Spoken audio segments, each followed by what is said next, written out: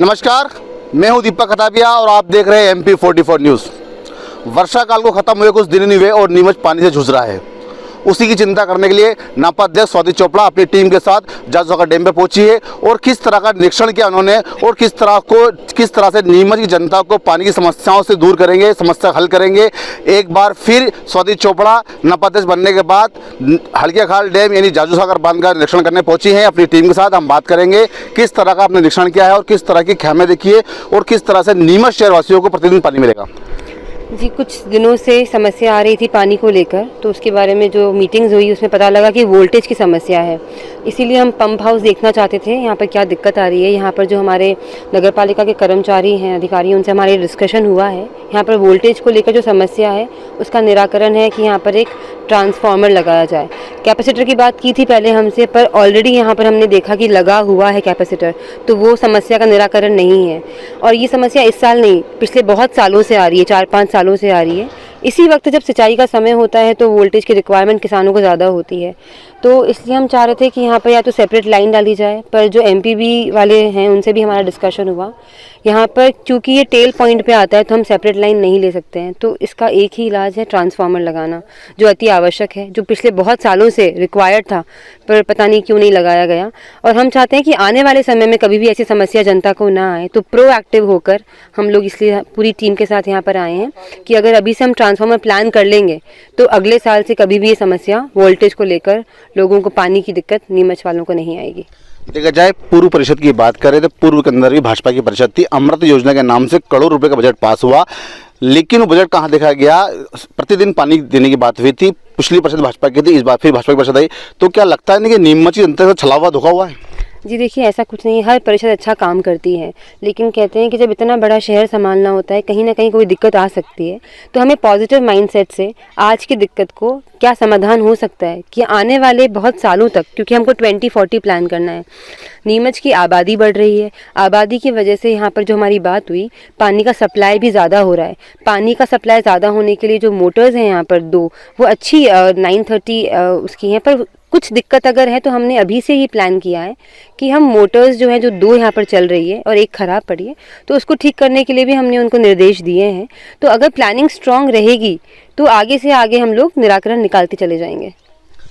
पानीदार मुख्यमंत्री कहते हैं कि प्रदेश के अंदर पानी की कमी नहीं है और उसी की जिले की आप नगर पालिका के अध्यक्ष हैं। देखा जाए जाजूसागर बांध में पर्याप्त पानी है।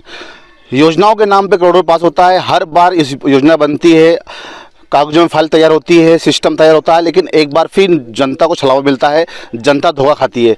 पिछले दिनों से लगातार नीमच की जनता पानी से परेशान है। आप भी लगातार निरीक्षण कर रही हैं, लेकिन उसका रिजल्ट लोगों को तक नहीं मिल पा रहा है। लोग परेशान है पानी के लिए। लोगों को अपनी मजदूरी छोड़कर, अपना काम न छोड़कर दिन भर पानी का इंतजार करना पड़ता है शहरवासियों को। देखिए, कुछ 15-20 दिन से ज़्यादा दिक्कत आ रही है, और कोई भी समस्या अगर आती है तो उसका निदान 1 मिनट में नहीं किया जा सकता। कुछ नियम है, कुछ प्रोसेस है। अगर आज हमने ट्रांसफार्मर की बात की है तो ये बात सबको समझनी चाहिए कि ट्रांसफार्मर आज नहीं लग जाएगा। हम भी चाहेंगे कि एक प्रोसेस जो है नियम के अनुसार काम हो। उसमें पहले हम लोगों को TS वित्तीय स्वीकृति, प्रशासनिक स्वीकृति होगी, और जब हम सारी स्वीकृति होने के बाद ही हम उसको आगे ट्रांसफार्मर लगा पाएंगे। लेकिन अगर हम आज नहीं लगाएंगे तो अगले साल फिर ही समस्या आएगी। 15-20 दिन से जो समस्या आ रही है उसके लिए हम लोगों ने पूरी प्लानिंग करके, क्योंकि लोगों को प्रेशर से पानी नहीं मिल रहा था, कुछ टाइम टेबल सेट नहीं हो पा रहा था, हम लोगों ने लगातार मीटिंग्स ली है। BTL वालों से भी मीटिंग हुई है हमारी, और उन्होंने ऐसा बोला है हमें कि अगर हम 2 दिन में पानी देते हैं तो एटलीस्ट लोगों को पता रहेगा कि 2 दिन में पानी आएगा और प्रेशर से आएगा। और 15-20 दिन की ही बात है, और क्योंकि कुछ समस्याएं अचानक आ जाती है जिनके बारे में हमें पता नहीं था, तो उनके लिए हमको सोल्यूशन भी ढूंढने ही पड़ेंगे, जो हम ढूंढ रहे हैं और हम ढूंढ चुके हैं।